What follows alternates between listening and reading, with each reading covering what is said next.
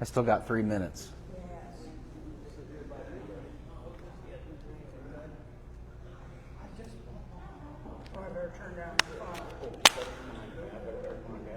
I turned my phone down. Okay, all right.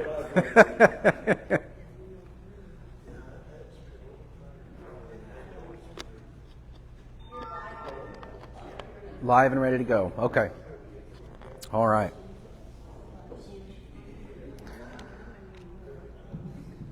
Testing 1, 2. All right, we're good to go.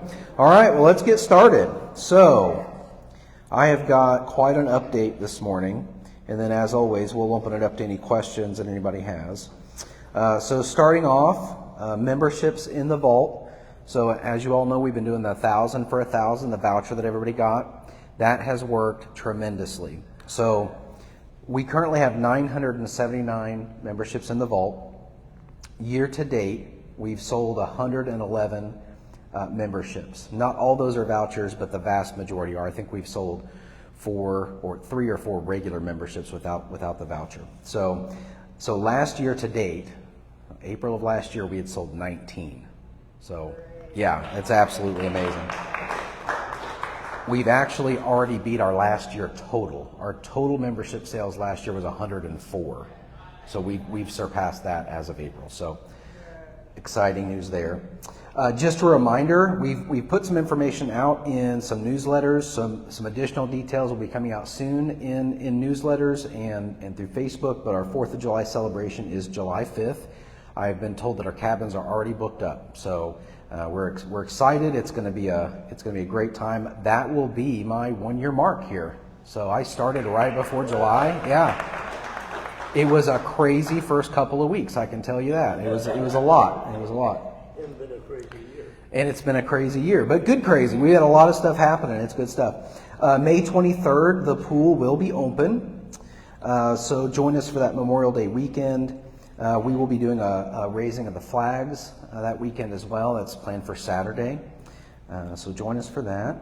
Pond update. So I have met with a few people, maintenance, we've met together, and as you guys see, the pond is full of water, finally. The pond just had the new fountain installed this morning, so drive by and take a look at it. It looks gorgeous. Good, does it look good? All right, I haven't physically got to see it yet. He sent me a picture this morning because I wanted to announce it today.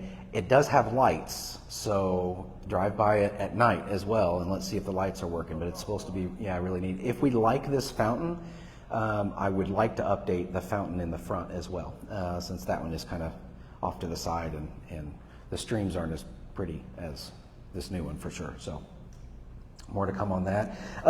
With the pond as well, so we've got somebody drawing up some plans for that little recreational area that's currently just dirt. We want to get that seeded as quickly as possible so that's not just washing away back into the pond. And then we'll be looking at maybe, and none of this is set in stone yet, but some of the things that pop into my head is maybe a little gazebo, some fire rings, make it a useful area for individuals staying down there to actually enjoy the pond, do some fishing. I have dove into the world of stocking a pond, and they have some really neat angler packages out there and things. So we are, by the 29th, we're going to have multiple bids on what stocking plans could look like for this pond and cost and timeline and all of those things. So I've been told it's really best. I'm getting a reverb. Yeah. Testing 1, 2, 3. That's much better. Okay. I've been told that summer is not the best time to stock, but it is an option. So we'll look at the benefits of that and see when exactly to stock. Not anything set in stone yet, but we're looking at those costs. From what I've seen, depending on the package we want to get, we're looking at between $4,000 and $12,000, depending on the package and the amount of fish. And the size of those fish. So we can certainly, if we want to spend the money, we could make it open, within a couple of months for fishing, and then if we wanted to get smaller fish and let them grow, that would change that a little bit. But working on those plans. Hiring. So we are hiring lifeguards, food and beverage work campers, maintenance work campers, housekeeping work campers, and tickets. we are getting really close to R&R opening. We have 15 positions. Is that correct, 15? Yes. Okay, 15 positions in R&R that need to be filled. So if you are on site and you want to work in rock and roll or housekeeping, or please contact us, let us know. We'll get you plugged in there. Brendan is doing a fabulous job. One of the newest updates that you're going to be seeing here real soon is our vending machine. So we've got at least 8 vending machines on park. They changed the products, I guess, last year. It wasn't very popular. It didn't go over well. We reached out to Pepsi multiple times to try to get them to come out, put new product in the machines, get them up and running, because we've got people on park and all of our machines were out of product. They had just gotten a new district manager, I guess. Ty had reached out to him multiple times. I called him from the Treasure Lake phone and he didn't answer, but when I called him from my cell phone, he answered. Well, that's number one red flag. He's screening the calls. He promised me we will be out there in 24 hours to get everything set right. He said, I just took over, it's brand new.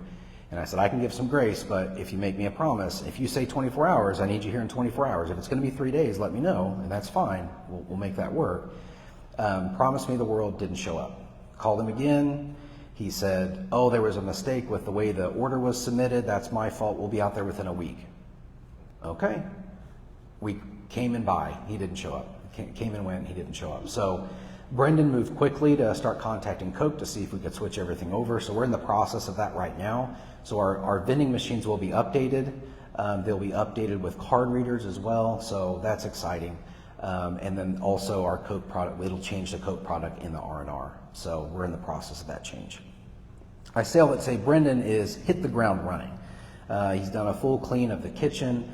He's put together a new menu. We're actually having a menu tasting to kind of try out that new menu and see what we think, give some feedback. He's keeping our favorites, but there's going to be some new stuff on there as well. So really looking forward to that. Let's see. Oh, tickets. New thing. So a lot of feedback we got was the ticket office needed to be more visible. I had owners say that they would like to see it here in the clubhouse. And then the other thing that owners said was it's not open enough. And our previous tickets person did a really good job at trying to be available, even when the ticket office may not be officially open. So we've went to the board and discussed this. Kind of strategically what we want to do, and we've decided to add another work camping position to that as well. So there'll be 2 individuals that are working tickets. So if you're interested in filling that role, let us know. Amy is doing interviews for those positions right now. Got a couple good candidates, but that will be open 6 days a week now. So hours we haven't nailed down yet, but it'll be open 6 days a week now. So that's exciting news. I'm getting that reverb again. Can you guys hear it, or is it just me? Maybe it's my ears. Okay, I sound good. All right. Speaking of activities, we do have a free Clay Cooper show coming up May 4th. So details for sign up will be available soon on Facebook. So Amy will be posting that. And then really big news. So as you know, we've been without a director of operations for a few months now. And the team has done a great job at everybody jumping in and helping ensure that we don't lose too much ground on the forward progress we're making. We went through an exhaustive process to find the right person. These interviews consisted of a phone interview, an in-person interview that was 2 hours long, included a tour, really dove in deep to their expertise and their skills, got to know them, their personality, whether or not they'd be a good fit on the team because this person is managing security, maintenance, housekeeping. I mean, all the operational aspects of the organization beyond food and beverage and programs, this person is directly overseeing. So it's an important role. It's a big role. And then another interview as well that included some board members. We have made our selection. That individual started. You probably saw the announcement on Facebook, and he's actually here with us today. Glenn Martin, you want to come on up real quick? Yeah, so we're excited. So I'm going to let him introduce himself a little bit, and then I'll take the mic back over. But Glenn, take it over. Well, first off, good morning, everybody. My name is Glenn Martin. Thank you for embracing me, and I look forward to meeting all of you. I've been hitting the ground running. It's been my 4th day. It has been a lot of fun getting to meet the people I have met so far. I look forward to meeting everyone. Feel free to come see me. If you see me rolling around in a golf cart, please stop me, say hi. I'd love to have a conversation. But I'm very blessed to be here, and I look forward to growing with the company and the organization and continuing growth within the organization and making sure that all of you remain happy. But I'll keep it short and sweet. Thank you so much.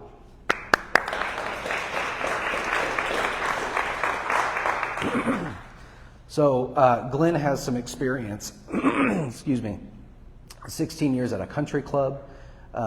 He has worked for some restaurants as well. And then most recently was with Take 5, and you probably saw that in his bio. But he took Take 5, the district that he was over, from a very low-performing district to the top 5 in the nation and number 1 in the region. So a lot of operational expertise. One of the things that was kind of unique when we were interviewing him, it's really hard to find anybody that's had the experience that we're really requiring in this position. We're not going to find somebody that checks like every box, right? Just same as me. Like I had a lot of gaps in my knowledge that I rely on team and I have to build myself up. Well, Glenn, with his country club experience, they hosted PGA tours, and he actually did have some experience with RV sites and setting that up and doing those PGA tours. So that was really neat. So there's a lot of crossover between a country club and what we do as well. So excited for that knowledge. So anyway. His door is always open as well, as is mine. So reach out to him, invite him into your circle, and let him know what you see are our major challenges at Treasure Lake. So he's going to help us get things continue to move in the right direction. Sunday services will resume May 18th. If you are interested in preaching during your stay, please reach out to Amy at amy@tealresort.com. Capital campaign, we have $54,981 raised in the capital campaign, and our goal is $127,672. So still would like to see some movement on that. Donations have kind of slowed a little bit. So again, you'll see this on our balance sheet, on our financials, as set aside money that's specifically for capital improvements. So know that the dollars that you donate to this, they're not going into just the general fund. They're going to a specific spot that you can track and watch. January financial statement of activity has been posted. This has been an uphill battle, and I apologize for, we've talked about this at several Meet the Manager meetings, but my goal was to get these out as quickly as possible. We did not receive end-year numbers from Abacus until March. And we were, again, rebuilding the entire financial system. So take a look at that statement of activity. You will find that there has been quite a bit of savings and expenses. Some of those savings will be spent in the following months because they related to maintenance, and we hadn't passed the budget in January. So I didn't want to spend $30,000 and then another $30,000 in January and February if the budget wasn't approved. So the budget was approved. And we are spending those funds now. So savings there that will be spent later. Let's see. Follow up from last meeting. The broken frog on playground in phase 3 has been fixed. So the frog is, thank you, maintenance. You guys rock. All right.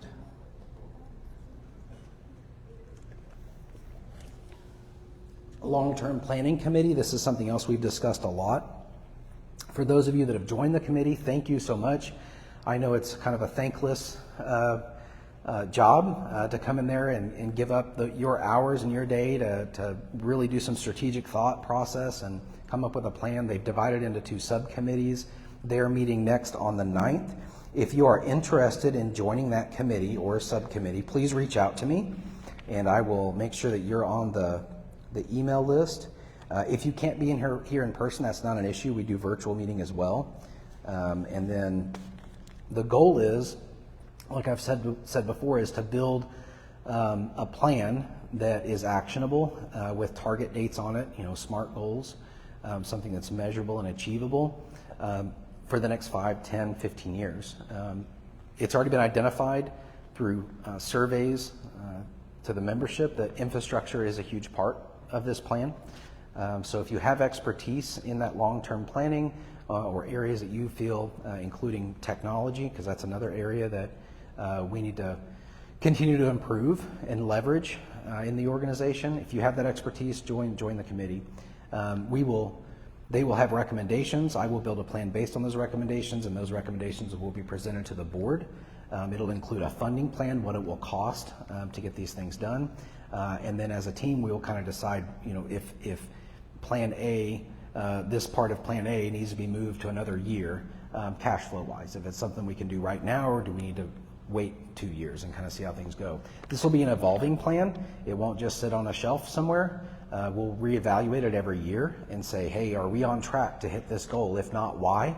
Can we change something now to let us meet that goal? Or if not, do we need to push that goal back another year? So, all right. And then storage. So we are working it hard trying to fill. We do have 64 spots available in annual storage and 19 in 6 months. We have 255 people on the waiting list for annual storage and 147 on the waiting list for the 6-month storage. And I see these numbers and I go, we have to get these filled. I mean, there's a daily amount of money that we lose every day those go unfilled. And I've talked with Michael. He has reached out to individuals on the waiting list. The process looks like we don't just call and whoever says yes first, put them in a storage site. We call and give a couple of weeks for somebody to make a decision, make sure we can make contact with them before we move on. So if you've been contacted by Michael about storage and you don't want it, get back with him and say, hey, I've made other arrangements, I'm not interested anymore, or yeah, I want it, so that we can move on down that list and call more people, because this is revenue that the organization is not receiving because the spot is empty.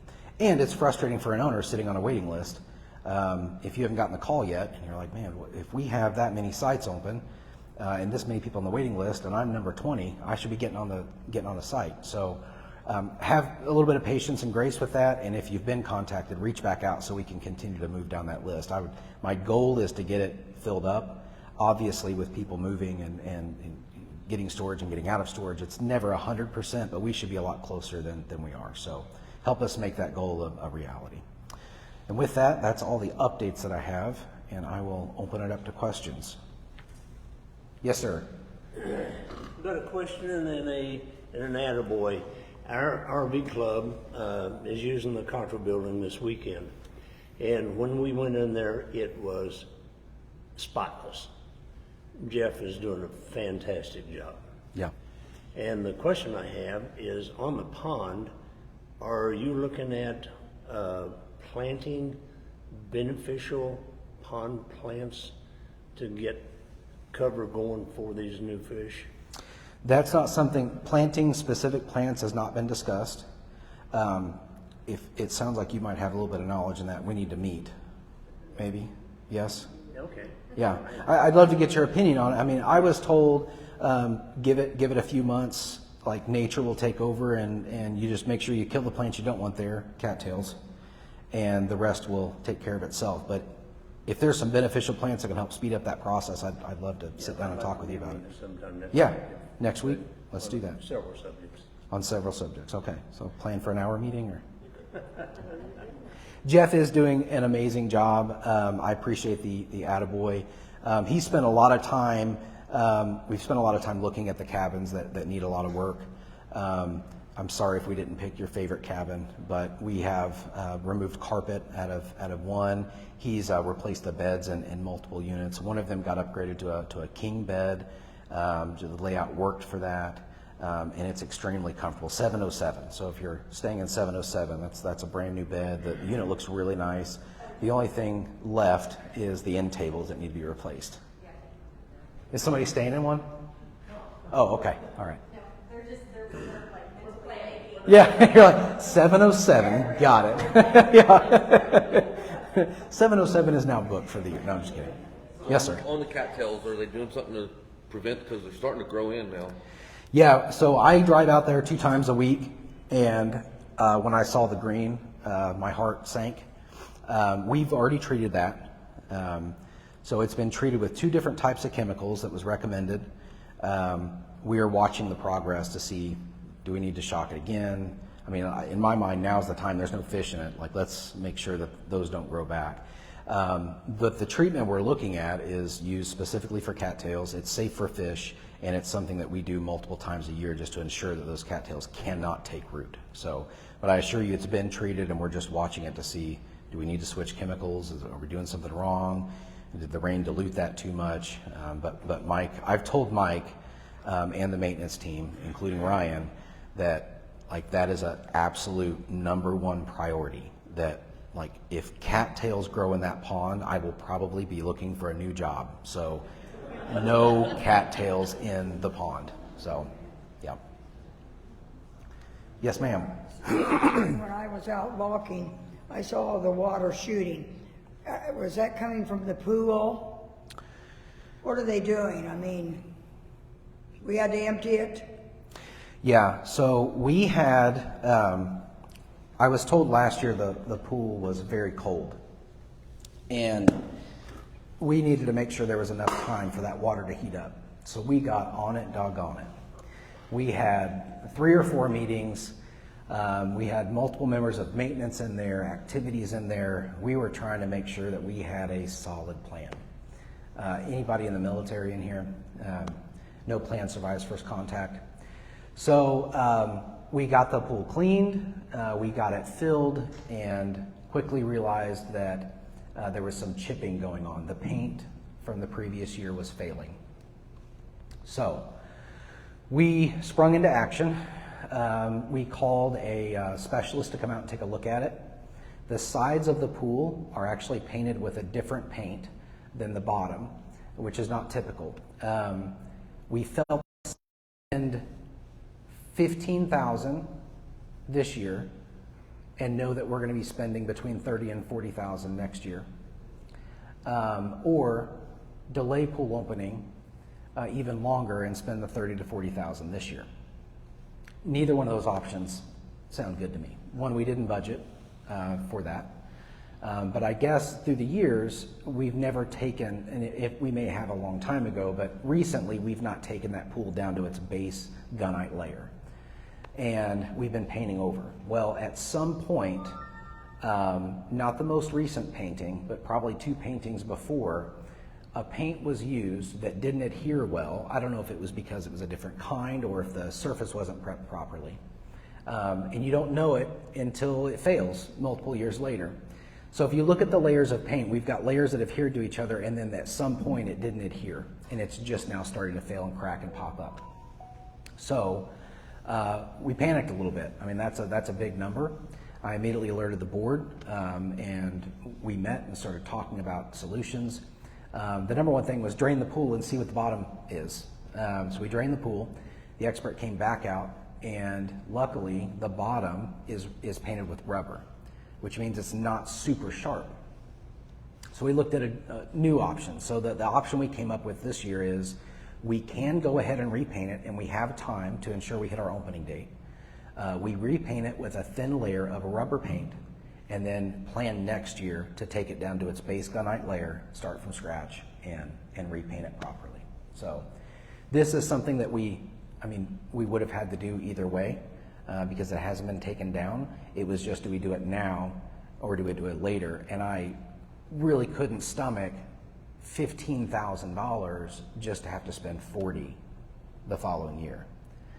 So this solution costs us about $3,000, including an acid wash, and we're going to have an expert there with us ensuring that we're doing it ourselves, but with the expertise of somebody saying, yeah, you're doing this the right way. I do this for a living. You've prepped the surface right. This will last for a year. So that's where we're at with the pool. Yeah, good. Yeah. Is the indoor pool, is it like that with the rubber paint? Our indoor pool? Yeah, and the indoor pool was painted this year. It was repainted this year. We had planned to do that.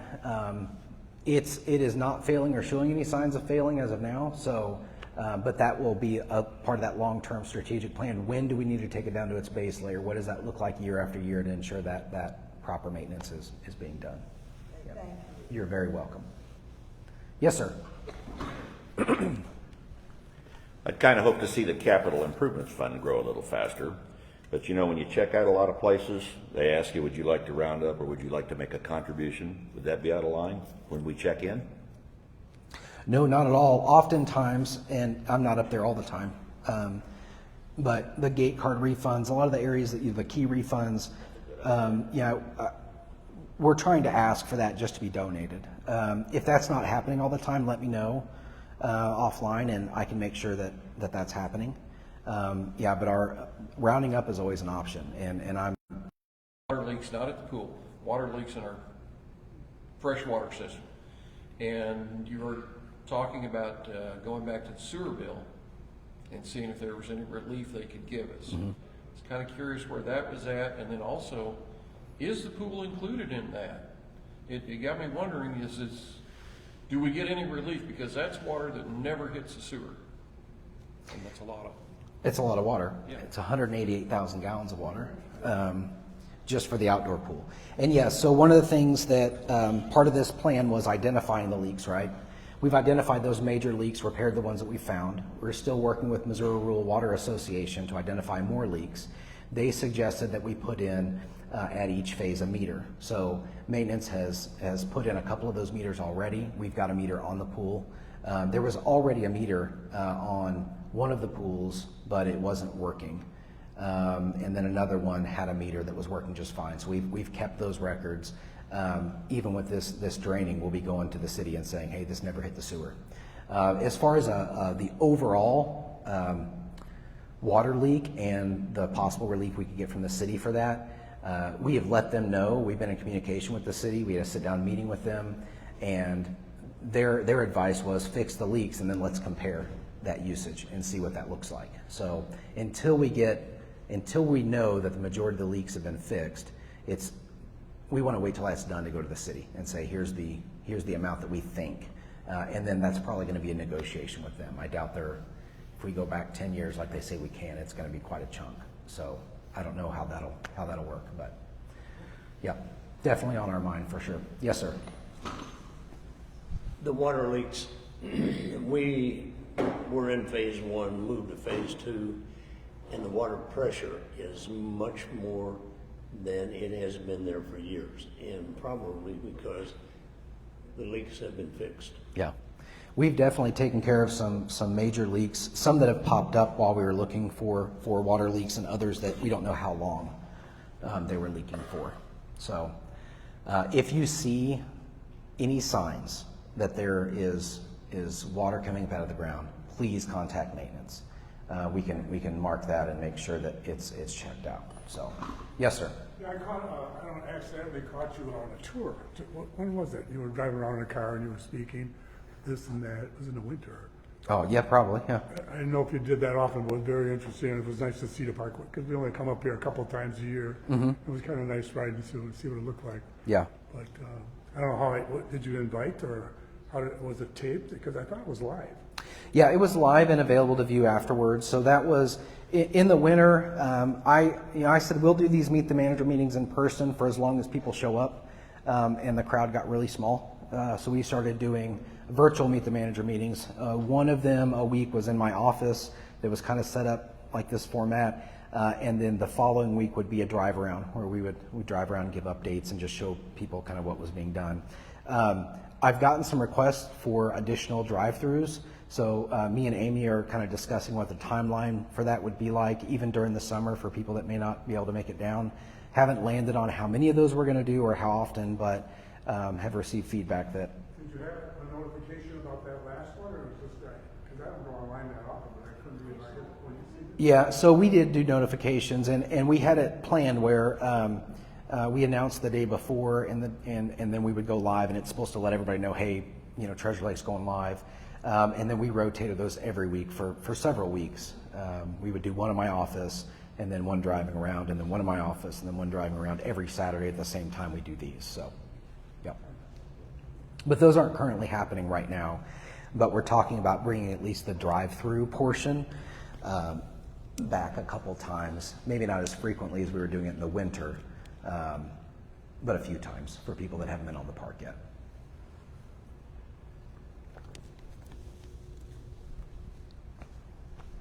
Yes, sir. I'm not sure exactly how to word this. So with the influx of the new members coming in, are you guys looking at the age groups of what's coming in? Do they have kids? And having some kind of talk on adjustment of any activities? I want to keep them here. You know, I want them to come down and enjoy it. Don't want to lose what has been going on in the past. A lot of the members are very happy with, you know, things that have been going on, like music, all this kind of stuff. But are we looking at the age groups of what's coming in to adjust to keep everybody happy? Yeah, we are. So and that's one of our goals, is to make sure that we're appealing to young families. It's a conversation that takes place at the leadership team level, directly with activities as well, because we want to make sure that we're taking care of our more experienced and seasoned owners. So I guess what I'm saying is we don't want to just switch gears and just offer stuff for young families, because there's a lot of people here that enjoy parts of Treasure Lake that aren't just for young families. But we also want to ensure that we're offering stuff and being appealing to those young families. I see Treasure Lake in that way like a church. You know, if you don't have a youth program, your church is dying, right? So we want to make sure that we're appealing, that we're offering stuff to young families, and we're engaging them without setting aside our membership that don't have kids in the house anymore. So that absolutely is a topic of conversation. So I appreciate that, pointing that out, because we have to stay appealing to those families as well. Yeah. Yeah, we've got Steve. here this weekend. I mean, and the younger ones are not going to come to these meetings. Sorry, they're going to watch some of it online. Yeah. And they're out doing stuff today. We brought 2 families here that got memberships yesterday. Awesome. What's their feedback so far? The cabins that they got in are better than the ones we've ever stayed in. Okay, good. They're really super nice, and they've been with us here before, so they've seen a little bit of it. But one of them brought 3 kids with him, and they're just blown away. Good. They are very happy with what they're seeing.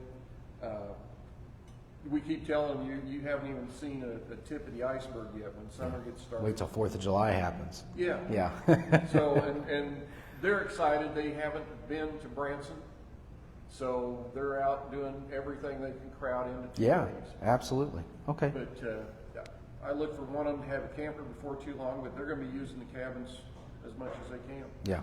Awesome. Great feedback. I appreciate that. Yes, ma'am. You know, you say that you're short on workers.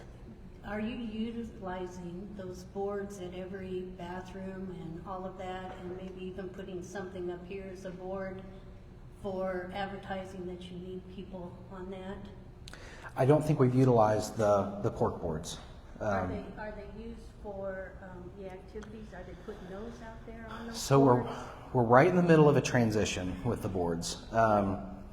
So the cork boards that we have at all the bathhouses, the ones that we have scattered around the park at the front desk, we had planned this year to switch to digital. So we put that money in the budget to switch to digital displays, which saves a whole lot of time, effort, and energy. What that looks like is like an outdoor TV that is in a box that's protected. And then instead of somebody going around and actually pinning stuff and changing every time something changes, there's a piece of software that we can log into and make a new slide for something. Or if there's inclement weather coming in, you can hit a button and it has a banner that says, hey, we got bad weather coming in. We've got the box that handles that, the hardware piece, and we're testing it with a TV now. We're testing out the software, and we're hoping to get one at the front desk here really soon, and then we'll be moving those out. I know that doesn't answer your original question, but that's, I think, one of the reasons maybe that slipped through the cracks and we didn't put it there. And in my head, we've moved to digital, but we haven't yet. So that's not a bad suggestion. We can get that up. To speak on the work campers, our organization will not survive without work campers. During the peak of the season, we've got about, and when I say 50 employees, some of those are part-time, some of them are full-time, but about 50 paid regular employees that are paid as a normal employee would be. And then we've got a little over 50 work campers. So that's how much we rely on work campers coming in and helping Treasure Lake. And it's 24 hours a week.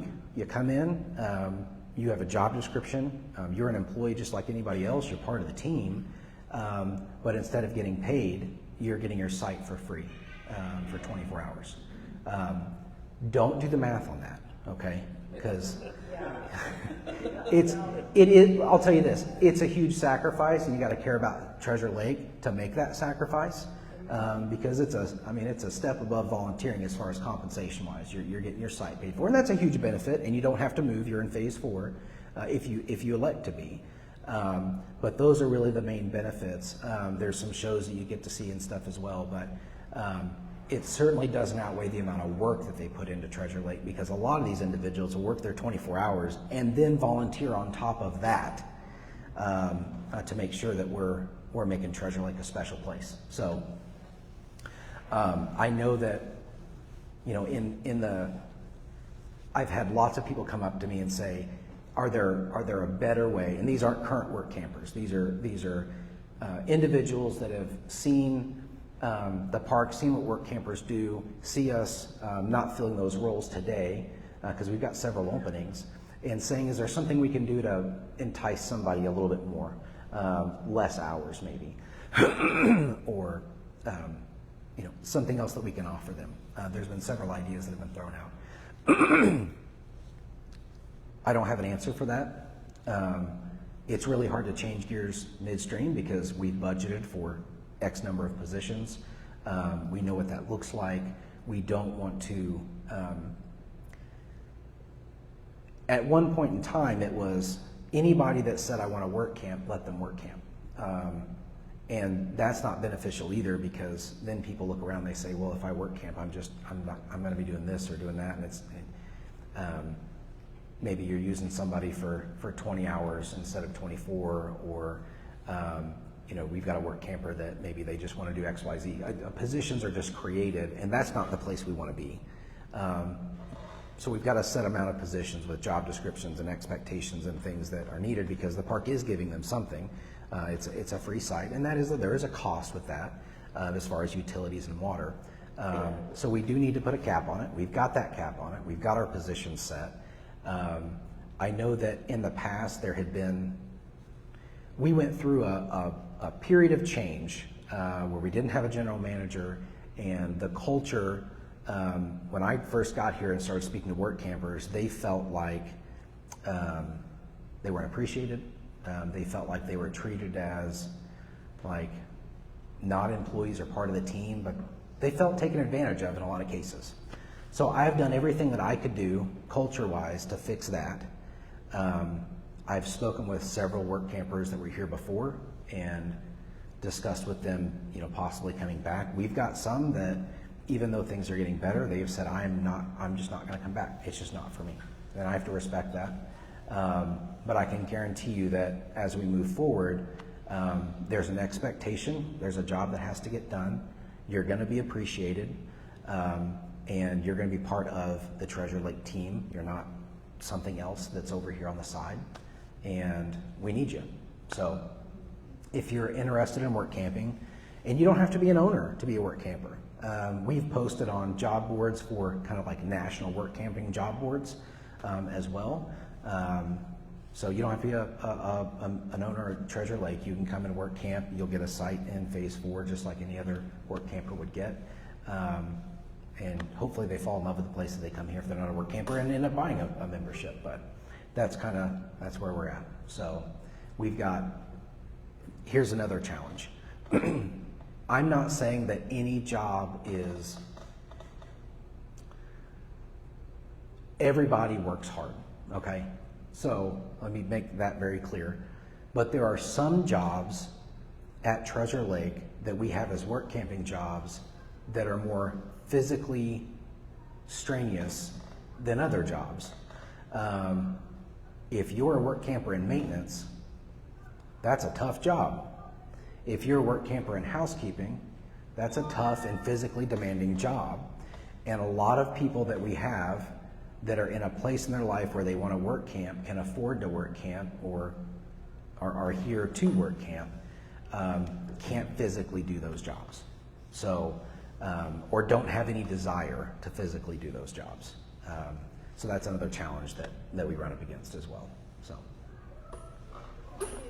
Favor, would you explain the seasonal 6-month where the campers are parked?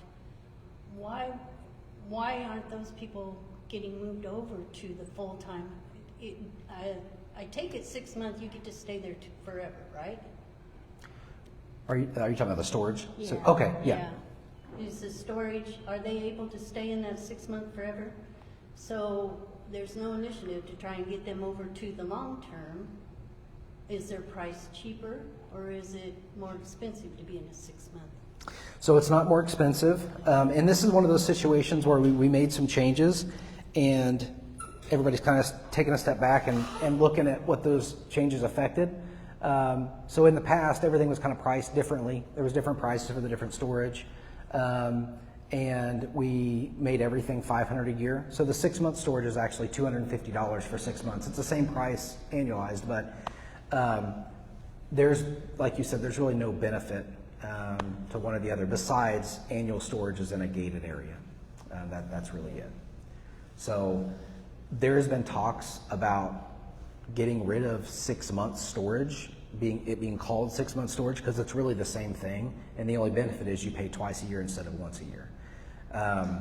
That's something we're considering and thinking about and what that looks like. The other issue we run into is we've got two waiting lists. I've asked Michael to start looking at, and let me be very clear about this, he is taking the lists that are the real lists, 6 month storage waiting list and annual storage waiting list, and he's making copies of those. And he's taking them to another computer far away from the actual real waiting list, okay? I make this very clear. And we're looking at how we could combine those lists and what that would do and what that would look like. Because we've got some people that are on both. We've got some people that are only on one. We've got some people that are number 20 on this list, but number 54 on this list. And we're trying to just think through how, if we went that direction, how we would combine those lists and make sure we make, I won't say nobody angry, but the very least amount of people angry we could if we did that. So, does that answer your question? Do you think that people don't want in the long term because there's not enough large spots, or? I honestly think it's get somewhere, get anywhere, put your name on both lists, and if you get accepted in 6 months, get in there, and you don't want to give it up, so. The 6 month was kind of a Band-Aid for a little while. It was a Band-Aid for a little while, yeah. And then you also have power at some of your 6 month sites. Yeah. Or did. I Yeah. don't know if it's still there. Yeah, there's no, Okay. yeah, so. Yes, sir. A couple of questions on the storage. My numbers might be wrong, but I thought you said something about there were 64 available. Yeah. And now when they get called, say you're number 9th on the list, they finally went through the first 8 and they wanted to ask number 9. And they said, no, I'm not interested right now. Did they go at the bottom? Okay, that's one of my big questions. Now, did you say you were 20th on the list? Me personally? Oh, I thought you said No, I was something just making up numbers. I'm not on the list. else. Okay. Well, He tried to get me. Did you see that? I was going to say you should be already in there. No. Because they've surely went through 20. Yeah, no. So, okay. And my last question about the storage was, I'm sorry I didn't show up Tuesday. I did send you an email. But the water's down now, but when it rains this week, it's going to be back up. Did you get a chance to look at that? You're talking about the road? Yeah. The road The flooding. coming in. Yeah, so actually me and Glenn yesterday drove through there, and I showed him and showed him the picture, because you didn't send me a picture, but somebody sent me a picture that shows how flooded that area was. So I've already let Glenn know that needs to get fixed. We need to get some gravel in there, and there's several sites that still need work. We're about to come up on our annual storage inspection. So in the past we would do, in the past it was done on paper. Last year we did an inspection using Microsoft Forms, and this year we'll be able to use our new maintenance software to do that inspection. So they'll go through every site, they'll look at every camper. If there's a camper not meeting contractual it's got to be drivable, no flat tires, all that stuff. Those owners will be contacted and given time to fix that. And then the site repairs, we identified a whole bunch of repairs that needed to be done, but just like with the rest of the park, it's where do you put the man hours that you have? Because our list, I'm trying to remember what the amount of work orders we currently have. It's over 500 work orders that are currently in our system. So it becomes, Mike and maintenance's job to kind of prioritize those in conjunction with me in the past. Now it'll be Glenn. Glenn will be heading that up. But what things are the highest priority? And those things have got kicked down the list and we haven't gotten to them. So. One other question, I thought she was gonna ask this, but as you're coming in that back gate, if you don't scoot over, they got two big holes that your car disappears in. And just wonder, are we gonna get in trouble if we took a can of chat and filled those holes? Cause she had talked to somebody, I might be getting this wrong, but she had talked to somebody and they said, well, that's Trace Lake's always taking care of Usually that. takes care of it, which is odd. And it's on their side. It's on their side. Okay. But we use it a lot. And You make a note of that. I'll go look at it. Yeah, but somebody has been tried to put some gravel in it or something, but it's already down. Gotcha. But, I mean, you literally have to move over and get out of the car to swipe your card to get in here. Gotcha. From the back, but It's just a round hole. I drive a dually truck. Okay. When my front, I can't get over. Okay. When the front tire goes off in it, it's almost like climbing out of the ditch just to take He's off. just explaining kind of what it feels like when he's driving through it. So, yes, ma'am.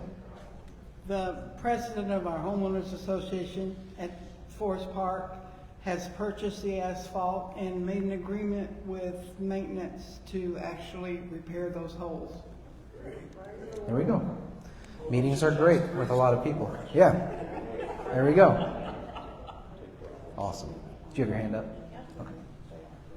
So while we're looking at the spots and the trailers in storage, are we also going to contact the owners about their golf cart covers?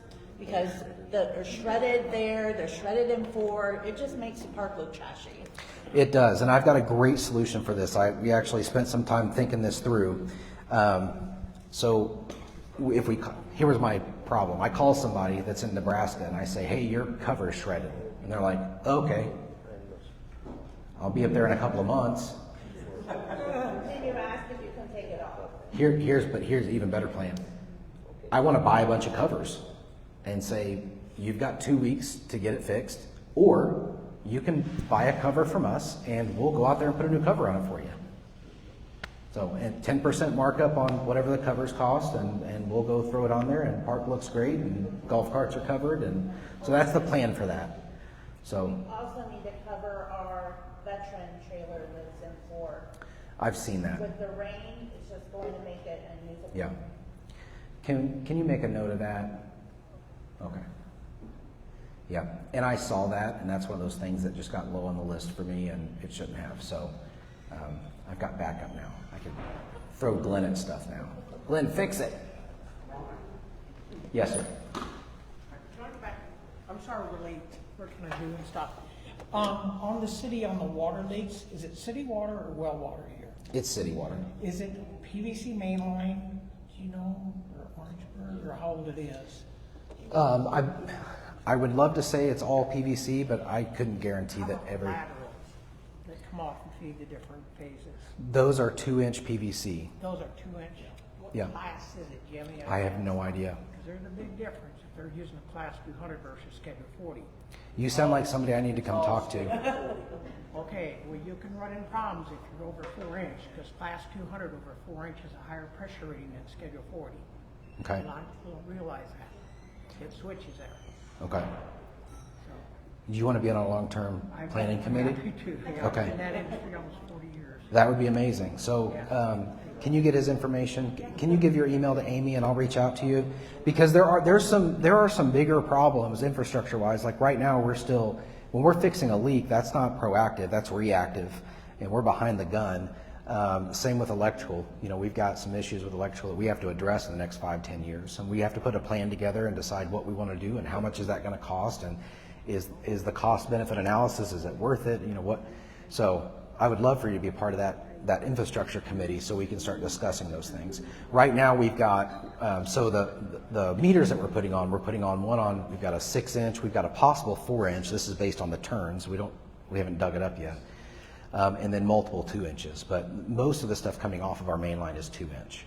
So, yes. Stephen, on your workers for both the restaurant and over at the lodge, are those all going to be work campers, or how are you doing that this year? Yeah, so the only paid position in food and beverage is the food and beverage manager. All the other positions are work camper positions. Yeah. So we really need work campers. Yes, it's Brandon. Yep, yep. And go back and chat with him. If you like talking about food, he can talk food with you. And any meeting I have with him, I leave hungry. So. Who gets the sample of food? Yeah, so we're having a tasting. There's some staff and board members that are come in and taste parts of the new menu, and just give feedback. You want to come? I'll be a work camper for the tasting. Oh, work camper for the tasting only? Yeah. I'm a long time older. Yes, ma'am. I came in yesterday and I walked in here and I don't know what he was fixing, but it smelled really good. Stuff for the tasting. I know. I drove by, he was smoking meat, and I was like, oh, man.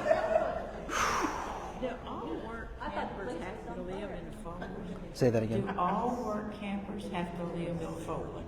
No, work campers don't have to live in 4.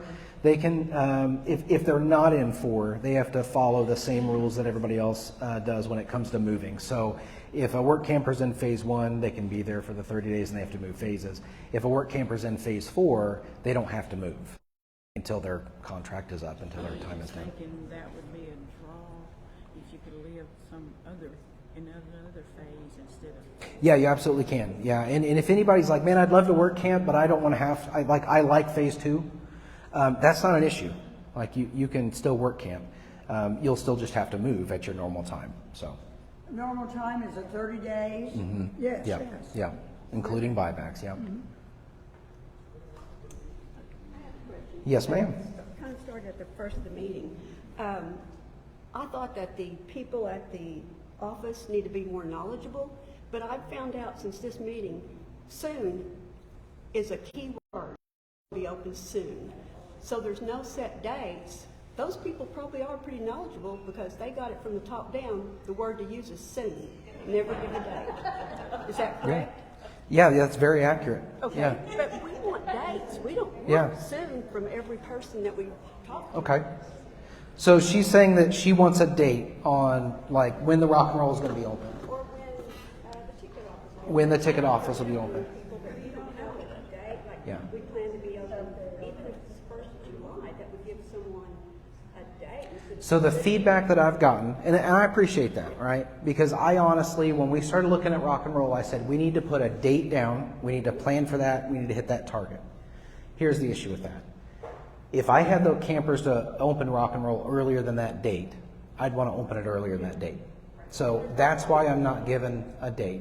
Well, you say that there's no issue with that, but talking with other owners, that would be an issue. Then it would be, Treasure Lake communicates one date and then they open on a different date, and that's why we have all this miscommunication. I mean, I get what you're saying. I'm not dismissing what you're saying at all.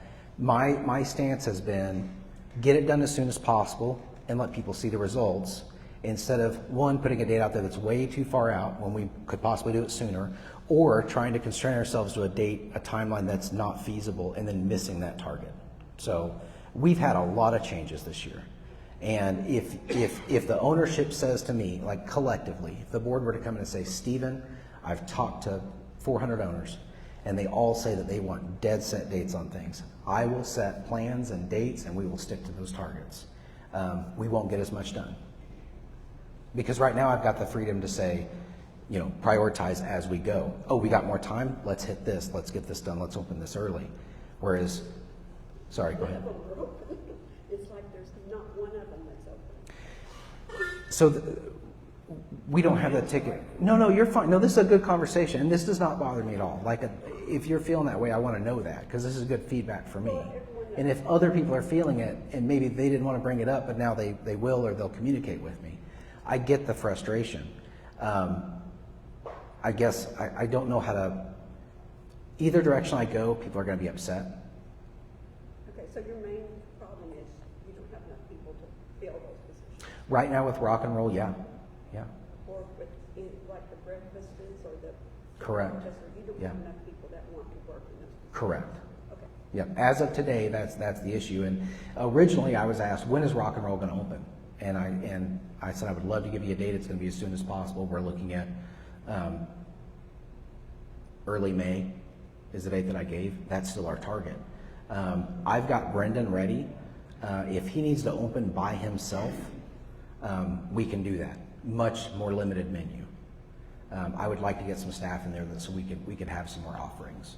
But if you say a date that it's going to be open, and we're at home and we say, we're coming up, it's going to be open, we won't care food, we're going to do this, and we get up here and it's not open, they're going to be mad. They're going to be mad, yeah.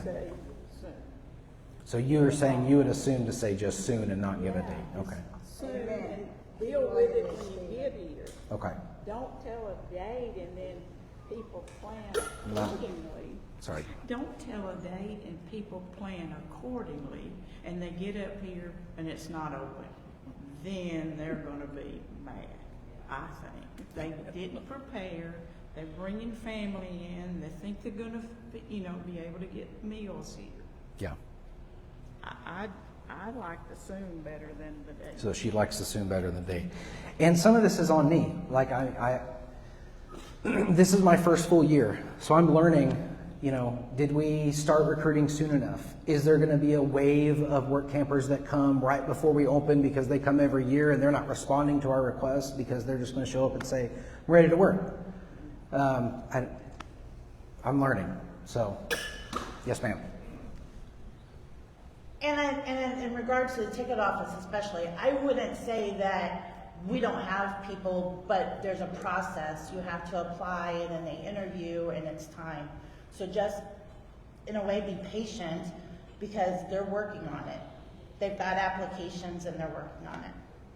And as far as the ticket office specifically, we didn't have any, we're, the month for having employees, that popped up for next month, correct? Or was it this month? We weren't planning to open this month, the tickets for April. So, we're not behind the gun on that.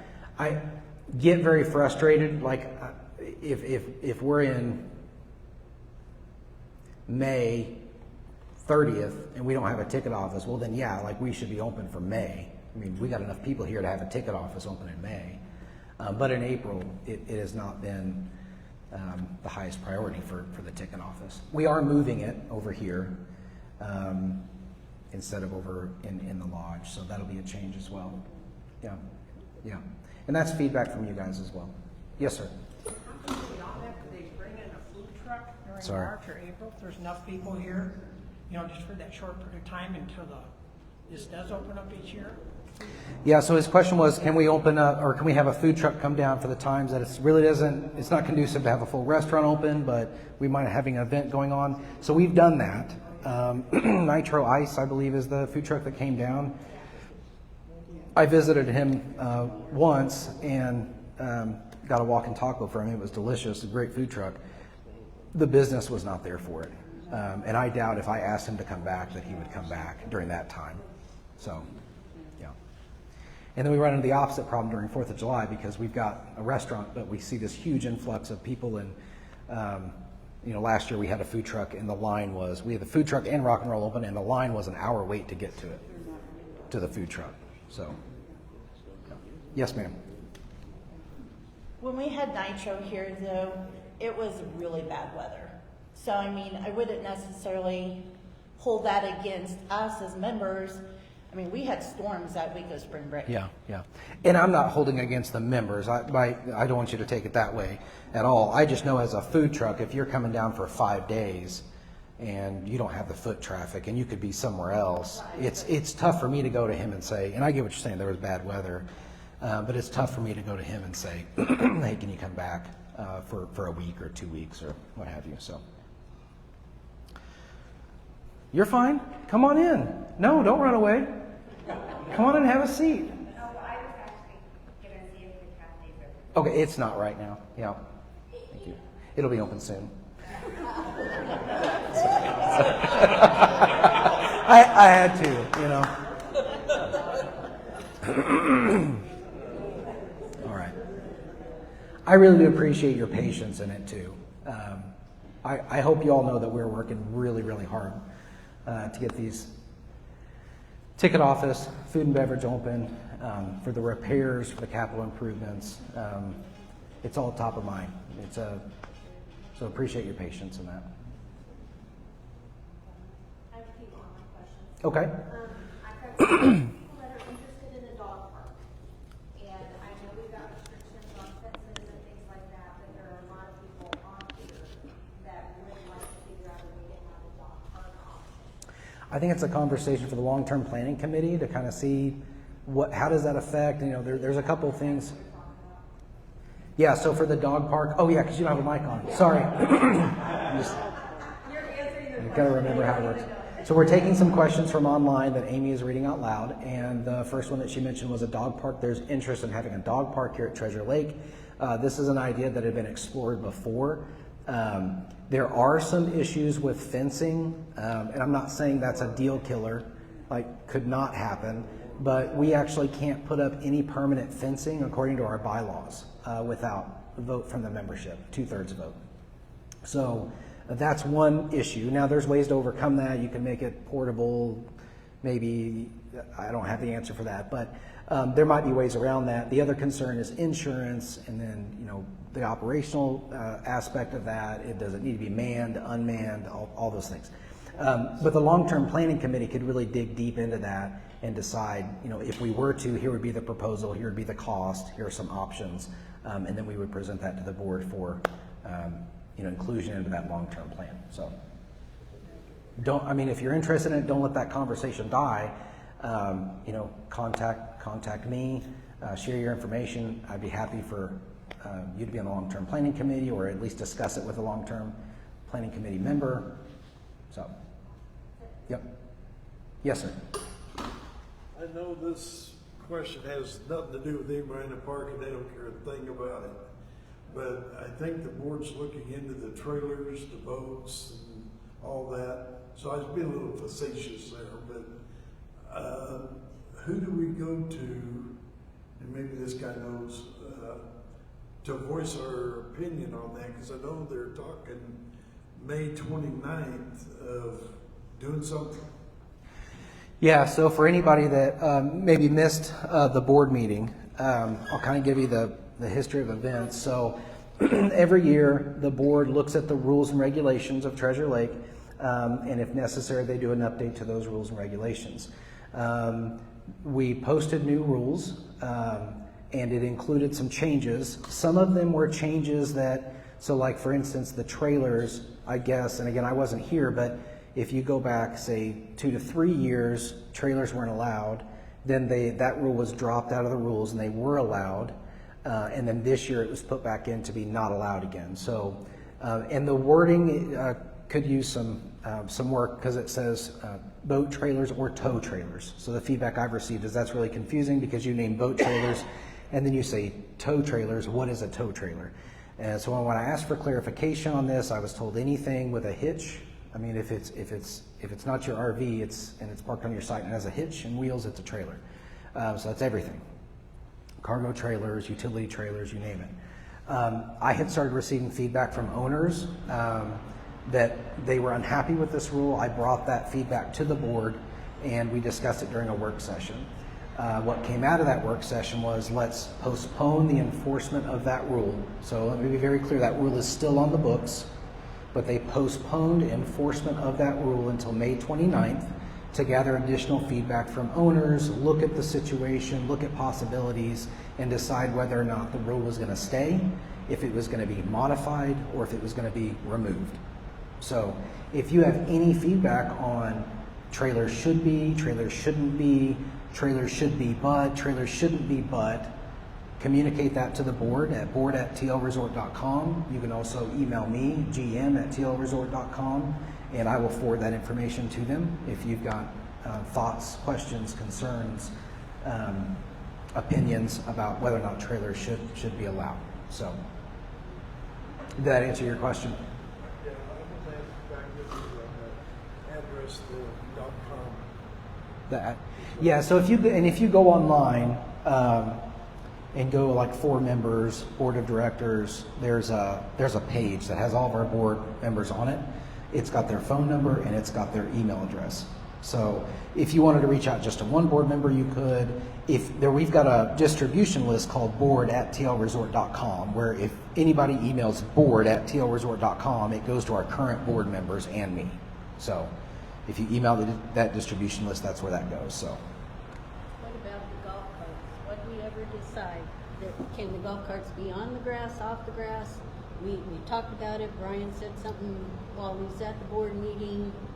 I never did quite figure out. Yeah, so the other rule was that's a change. It's been changed throughout the years. So currently, the new rule is no vehicles or golf carts on grass.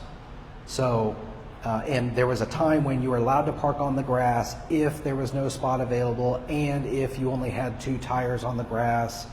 There was also a big confusion on what's considered grass. We've got gravel that has weeds growing out of it that is grass, and then spots that should be grass that don't have any grass on them.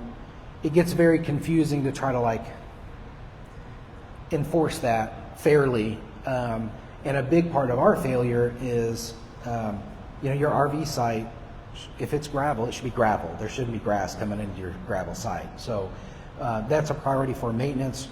They've working on those sites, making sure that they're sprayed and there's not weeds growing through them. But anyway, all that to say, that wasn't really discussed at the board as something that's being changed. So that rule is still being enforced. So you cannot park on the grass. Yeah. And as with anything, if you have feedback, questions, comments, concerns, you can always email me. You can email the board. You can express, how you feel about that. I mean, the board's job is to act on behalf of the members of Treasure Lake. So they want to hear your feedback. It is rock, but it's supposed to be grass, but y'all put rock there. We parked our golf cart there for 2 solid weeks. They come by 4, 5, 6 times a day. It took 2 weeks for them to tell us, we can't park on this. I took a picture of it when they moved. It's rock. Yeah. So, what? Yeah, I'll reiterate that real quick. She said that she was parked there, and it depends on when you were parked there because these are new rules that just started being enforced. But I've had an owner contact me and say, listen, I have driven around and I see violations constantly, and I've communicated them with security and nothing's being done. I want to make sure that everybody understands that we keep a log of when somebody is contacted. And I don't want any security officer going to somebody and saying, your golf cart's on the grass. We got enough. Move it now. Like, one, it may not be something where you're there. You may be out for the day, so they have to leave a note. We don't want to immediately fine you. We want to give you time to correct that. So one of the members that I spoke with had actually given me a list of things that, hey, these are the things I've contacted security about, which is good because that allows me to go back to security and say, okay, show me where you've contacted this person that you say you've contacted. And we've got a log that shows, hey, they were contacted on this date, follow-up is scheduled for this date. So there's that aspect of it. And then there's also the aspect of, we've got somebody on patrol throughout the park driving around looking for stuff. They're human, they're going to miss stuff. Like that is going to happen. But I want you to know that you're welcome to contact security and say, I see this specific issue. And I want you to be rest assured that it will be addressed. And it may not happen immediately. There may be something else they're doing, and then they got to go out there and make contact with them. And if they're not there or there, that changes how long it's going to be. They may move the issue, take care of the issue right then and there. They may not be there, and it take 2 days for us to contact them. We really have two options here. We can come in and be like hard-nosed about it and just say, no, you broke the rule, you get a ticket, period. And then 80% of my time will then be dealt with, talking to owners who are now very upset. Or we can take the more community policing model where, we give them some time, we build a relationship, we let them understand why the rule is there to the best of our ability, and try to enforce it that way. So, did that answer your question? I ramble sometimes and I get off on tangents and I forget. I'm saying, if he mows where he thinks my golf cart is grass, he will bust the window. Yeah. Throwing the rocks. You're saying that's an area where, and it's tough for security because we had an issue last year where there was a rug on gravel that, it at one point was gravel for sure, but there was weeds coming up and it was, there was grass there, but there really probably shouldn't have been grass there. And you've got some people that would drive by, look at that and go, that's gravel. And you've got other people that would drive by and look at that and say, that's grass. And poor security, I was here at 10 o'clock at night dealing with this issue, like with a flashlight looking at the rug. I don't know, that is gravel, but there is grass, and the fix is, if it's supposed to be gravel, we need to make sure that the gravel is gravel, and that's on us. Like, I take full responsibility for that. We've got 580 sites. Not all of them are gravel, obviously, but it's going to take some time to get those up to where they need to be. So, patience, grace, call me if you got a problem. Yes, sir. Another issue is you've got an RV site that has limited parking, and you've got people who bring 2 cars, a golf cart, a boat trailer, a storage trailer, and they want it all parked on that site. It ain't going to hold them. Yeah, and then where do the cars go if they can't park on the grass? And then if they go to the comfort stations, they take up all the spots in the comfort stations. And then when somebody's needs to go to the bathroom, right, they are on a mission and they get there and there's no parking spaces. Where do they park? So we're just trying to handle these issues one at a time. So with the comfort stations, we are putting up signs that will say for comfort station use only on 3 to 4 of the sites, depending on the parking availability in the comfort station, so that you can park in the comfort station if you need to park in the comfort station because you can't park on the grass. But there'll still be sites or spots for somebody that just needs to use the comfort station. What about a tow dolly? What about a tow dolly? Yeah, does it have a hitch? What is on? No, it's on my. on my RV. It's a trailer. How do you think I'm getting my car in here? So that would be considered a trailer. What do you do with the tow dolly then? Yeah, so you can park it up here for free. So there used to be a charge for parking boat and trailer storage. We've removed that fee as long as you're on site.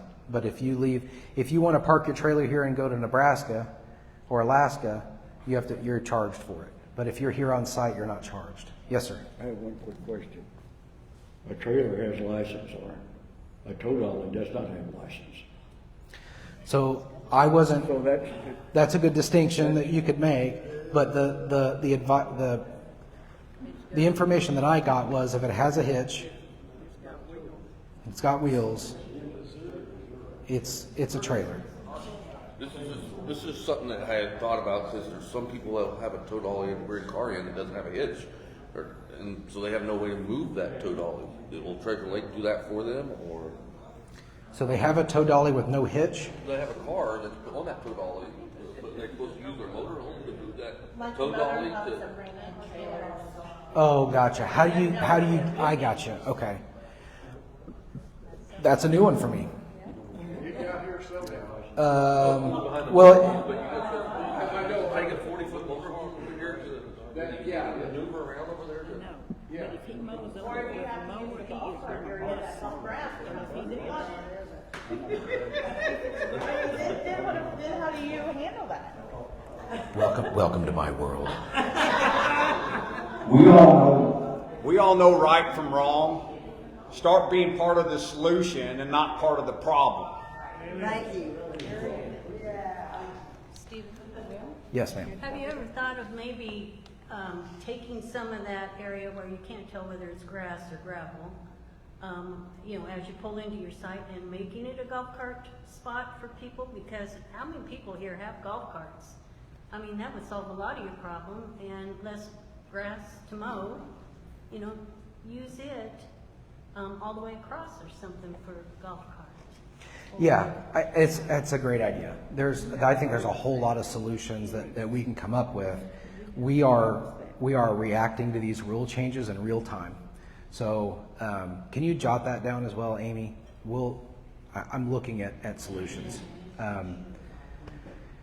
The trailer parking area is not big enough. We would have to expand that. I recognize right now people are parking on grass for that as well, and there's no parking on grass unless it's specifically allowed. But so it's really any change, and I'm not saying, you know, yes or no to either one or yay or nay to either one. I'm just saying either change is going to come with its own challenges that it is then my job to solve. So and our team to solve. So great idea.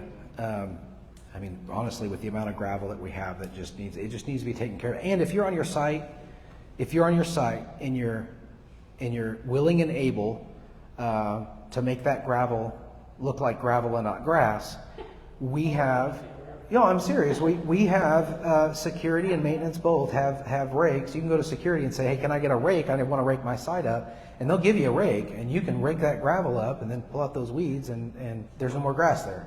And then park it there because it's gravel. Yeah, that's a good idea. It'll help us out tremendously. Swing down by and look at in 3, where they put the new sites along the road south of on that side of the bathrooms. So they laid out a parking area. It's really neatly laid out.